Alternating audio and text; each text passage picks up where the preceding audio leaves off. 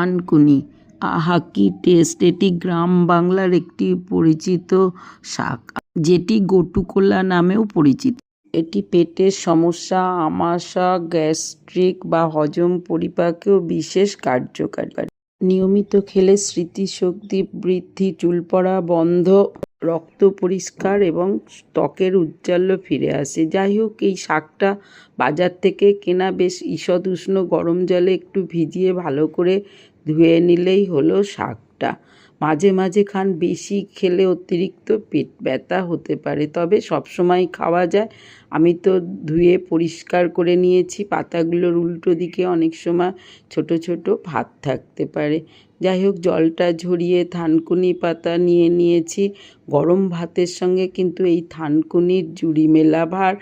বাজার থেকে 10 টাকা দিয়ে কিনে নিয়ে এসেছি। শিলে বাটা করতেই পারেন, না সময় থাকলে মিক্সিতে নির্দ্বিধায় করে নিন।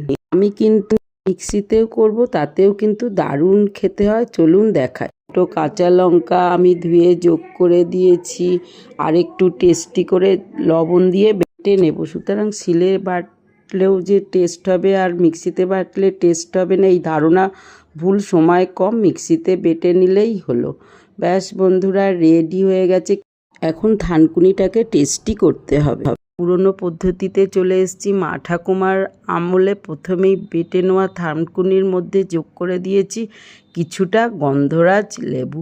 এই লেবুর একটা টক দারুণ স্বাদটা ফিরিয়ে নিয়ে আসে, আর কোনো কথা হবে না। ভালো করে মিশিয়ে তো দেওয়া হলো, চারদিকে টকটা নিজেদের টেস্ট অনুযায়ী দিন। আরও যেটা যোগ করবেন সেগুলোর মধ্যে দেখে নিন নুনের পরিমাণটা কেমন আছে। আমার সামান্য কম হয়েছে, সেই জন্য 1 চিমটি লবণ দিলাম। লবণটাও ভালো করে মিশিয়ে দিলাম। কিন্তু এরপরেও যেটা না দিলে থানকুনি খাওয়াটাই বৃথা, সেইটা যোগ করলাম কিছুটা সর্ষের তেল।